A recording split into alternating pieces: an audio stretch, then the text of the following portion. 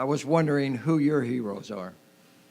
Well, I've been asked that question more than once, and so I don't have to agonize over the answer.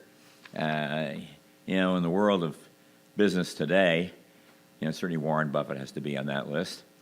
If you want to look at our competitors, I think Dodge and Cox is the best because they're not always going to do well, of course, but they're in the business in the investment business, not in the marketing business, and that's a big distinction. All no-load funds and that kind of thing. If you want to go back in history, long before the recent popularity boom, Hamilton has always been my favorite.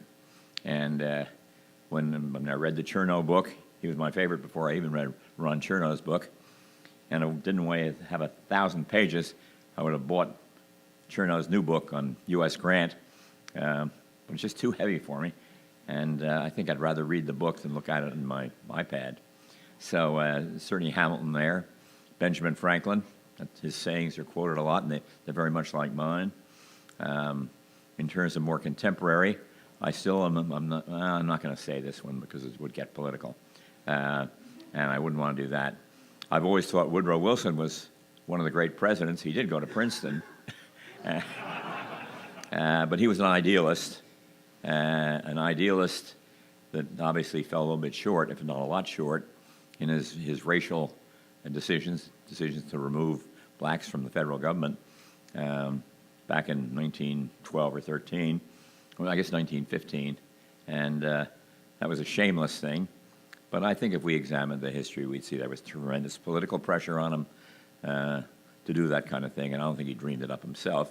But he did give, and here's a good one for Woodrow Wilson, gave women the vote, at least signed the final amendment to the Constitution. And so I like Wilson. And young people at Vanguard will often ask me, what's the secret? And this is a Hamilton kind of comment. And I said, well, look, there isn't any secret. I said, you have assets that I don't have, and I have liabilities that you don't have. And just make the most of your assets and minimize your liabilities, and you'll do fine.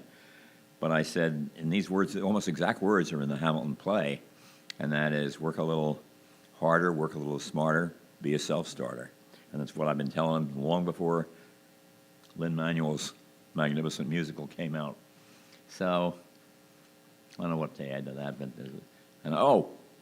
above all, Walter Morgan, my hero. I met him when he was 50, and came over to see him for his 100th birthday. And what I had done, my second book, Common Sense on Mutual Funds, was in the process of coming out, but I didn't have a book to show him.